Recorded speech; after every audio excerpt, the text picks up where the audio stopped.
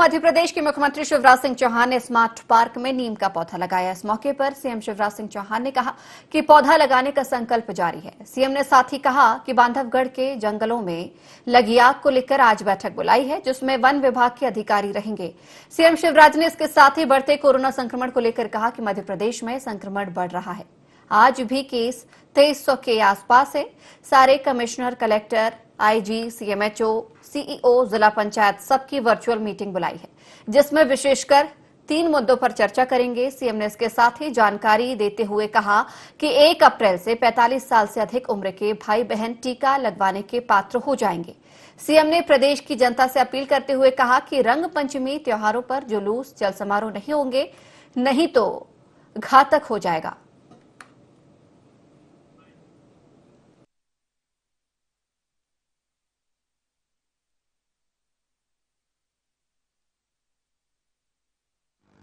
वृक्षारोपण का अभियान जारी है। आज मैं एक बैठक और कर रहा हूँ। बांधवगढ़ के जंगल में आग लगी हुई है, बुझाने के हर संभव प्रयास किए जा रहे हैं। आज मैंने पीएस फॉरेस्ट वगैरह को भी चर्चा करने के लिए बुलाया है। आज मुख्य रूप से कैबिनेट की बैठक के बाद सारे कमिश्नर, कलेक्टर,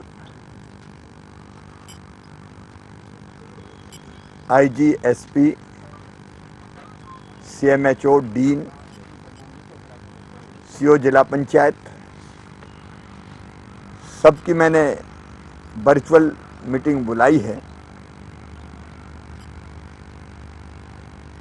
और विशेषकर 3 मुद्दों पर चर्चा करेंगे। सबसे पहला और महत्वपूर्ण मुद्दा है कोरोना संक्रमण, उसको रोकने के प्रयास। मैंने कल ही सब जिलों को ये खबर करवा दी थी। कोरोना के एक्टिव केस वर्तमान में जो संख्या आ रही है,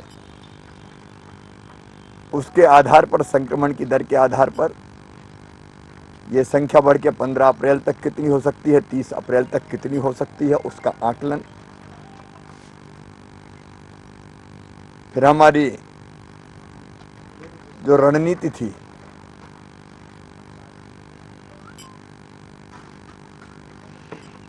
IITT, identification, isolation, testing, treatment की, आज उसको हम रिव्यू करेंगे। अस्पताल में बिस्तरों की कमी ना रहे, ये चैलेंज है हमारे सामने। मैंने कल भी बैठक में ये कहा था कि सब रिव्यू करके आए कितने अधिकतम बिस्तरों की हम व्यवस्था कर सकते हैं, कोई कमी हम नहीं आने देंगे। उसके लिए जरूरी मैन पावर, जरूरी व्यवस्थाएं, वो सब खड़ी करना है। उसकी तैयारी की भी मैं आज समीक्षा करूंगा। फिर संक्रमित के निकटतम लोगों की पहचान और संदिग्ध होने पर उनको आइसोलेशन की व्यवस्था, क्योंकि घर अगर किसी का छोटा है तो घर में आइसोलेट करने का कोई फायदा नहीं है, क्वारंटाइन करने का कोई फायदा नहीं। उसके लिए व्यवस्था बनाने पे हम विचार करेंगे। मास्क की सख्ती भी जरूरी है अपने लोगों में संक्रमण फैलने के लिए। कहां हो रही है, कहां नहीं हो रही, क्यों नहीं हो रही, जन जागरण जिले में आवश्यक हो रहा है कि नहीं हो रहा है, इस पर भी मैं रिव्यू भी करूंगा और कुछ जरूरत पड़ी तो फैसले भी करेंगे। संक्रमण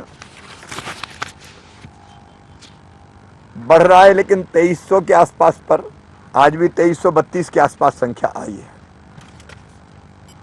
मैं निश्चिंत नहीं बैठ सकता। अधिकतम कितने हो सकते हैं, उसके आधार पर रणनीति हम बनाएंगे। जहां ज्यादा मामले वहां टेस्टिंग बढ़े। 1 अप्रैल से 45 साल से ज्यादा उम्र के सभी भाई बहन वो पात्र हो जाएंगे वैक्सीनेशन के लिए, टीकाकरण के लिए। जिन जिलों में, जिन नगरों में ज्यादा संक्रमण है, वहां टीकाकरण के अभियान को हम युद्ध स्तर पर चलाएंगे और तेजी से टीकाकरण करेंगे। महाराष्ट्र से लगे जिलों में जो हमने बसें बंद की थी, वो प्रतिबंध की अवधि समाप्त हो रही, 30 अप्रैल तक हम उसको बढ़ा रहे हैं। स्कूल खोले नहीं जाएंगे। अभी स्थिति की हम समीक्षा करेंगे। जिन क्षेत्रों में ज्यादा संक्रमण है, वहां की नीति क्या बनानी चाहिए, उसके बारे में भी चर्चा होगी। होम आइसोलेशन में जो लोग हैं, उनको डिस्ट्रिक्ट कोविड का कमांड और कंट्रोल जो सेंटर है, उससे ठीक गाइडेंस मिल पाए, इस व्यवस्था को भी मैं फिर से मजबूत और प्रभावी बनाऊंगा। उपचार की पूरी संपूर्ण सुविधाएं, एक एक जिले से आज इस पर बात करूंगा। मैन पावर की जरूरत, मृत्यु दर पे नियंत्रण, तो सारी टेस्टिंग लैब्स की भी मैं समीक्षा करूंगा। मैं प्रदेशवासियों से फिर बार बार अपील कर रहा हूं। होली हमने ठीक से मनाई, बाकी त्योहार भी हमने बिना भीड़ के परंपरा पूरी करते हुए घरों में ही मना लिए। अब रंग पंचमी जैसे त्योहारों पर भी कोई जुलूस, कोई गैर, कोई चल समारोह नहीं होगा, क्योंकि वो घातक हो जाएगा। सभी धर्मगुरुओं से, सभी राजनीतिक दलों के नेताओं से, कार्यकर्ताओं से, समाज सेवी संगठनों से मेरी विनम्र अपील है कि इस महामारी को नियंत्रित करने के लिए सबका सक्रिय सहयोग चाहिए। मिल भी रहा है। मैं फिर अपील करता हूं, मास्क जरूर लगाएं, सोशल डिस्टेंसिंग बनाएं, टेस्ट कराएं, और वैक्सीनेशन के लिए भी मैं आह्वान कर रहा हूं। सब वैक्सीनेशन करवा रहे हैं और ये प्रतिरोधक क्षमता पैदा करेगा। कोरोना तो रहेगा। कोरोना को हम परास्त तब कर पाएंगे जब शरीर में प्रतिरोधक क्षमता होगी, तो हम कोरोना को मार देंगे। शरीर ही मार देगा हमारा। इसलिए वैक्सीनेशन जरूरी है।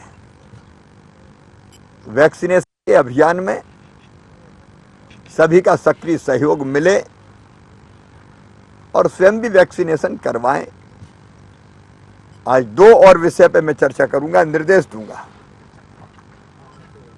एक, जलाभिषेक अभियान, कैच द रेन वाटर, प्रधानमंत्री जी ने एक आह्वान किया है। बरसात के पहले हम ऐसी जल संरचनाएं बनाएं जो पानी को बहने से रोक के उसी स्थान पर रुक जाए और जमीन में नीचे भी जाए। इसलिए मनरेगा की राशि का इन 8 सप्ताहों में हमको उपयोग पूरे अप्रैल और पूरे मई जल संरचनाओं को बनाने में करना है। किसान से रबी की फसल की गेहूं, चना, मसूर, सरसों की खरीदी प्रारंभ हो गई है। ये खरीदी बिना किसी दिक्कत के निर्दोष चले, किसानों को कोई तकलीफ ना हो, भंडारण की बेहतर व्यवस्था हो जाए, परिवहन की ठीक व्यवस्था हो जाए और समय पर किसान के खाते में पैसा पहुंच जाए। इसके लिए भी चर्चा और निर्देश जारी होंगे। स्थिति पर नजर रखे हुए हैं। हाँ, कल दांडी यात्रा में मैं सम्मिलित होऊंगा। आज रात में नर्मदा मैया जहां समुद्र में मिली है कि दांडी यात्रा और वो स्थान पास पास है, वहां पहुंच के नर्मदा मैया की भी पूजा अर्चना करूंगा। उस स्थान पर मैं कभी गया नहीं हूं और दांडी यात्रा में मैं भाग लूंगा। आज़ादी के 75 वर्ष पूरे होने वाले हैं और इन 75 सालों में देश काफ़ी आगे बढ़ा और विशेषकर मोदी जी के नेतृत्व में विकास की नई ऊंचाइयों को छुआ है। लेकिन एक नया संकल्प कि देश को हम और तेजी से कैसे आगे बढ़ाएं, और दांडी यात्रा एक ऐसा आंदोलन था जिसमें महात्मा गांधी ने एक मुट्ठी नमक उठा के पूरे देश को आज़ादी के लिए जागृत किया था और मेरी बड़ी इच्छा थी कि उस यात्रा में मैं भी भाग